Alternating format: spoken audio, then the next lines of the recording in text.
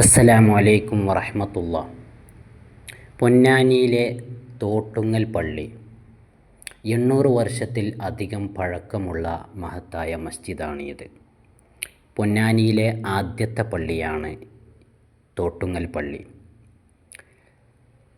മുഹ്യിദ്ദീൻ ഷേഖ് റളിയല്ലാഹു അൻഹുവിൻ്റെ പ്രമുഖ ശിഷ്യനായ ഷേഖ് ഫരീദുദ്ദീൻ ഖുറാസാനി റളിയല്ലാഹു അൻഹുവിൻ്റെ നേതൃത്വത്തിലാണ് ഈ പള്ളി പണിതത്.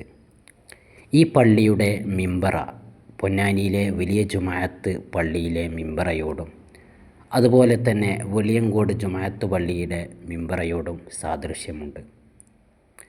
അകത്തെ പള്ളിയിലേക്ക് കയറുന്ന കവാടത്തിൽ മനോഹരമായി എഴുതി വെക്കപ്പെട്ട ഖുർആൻ വാക്യങ്ങൾ കാണാൻ സാധിക്കും.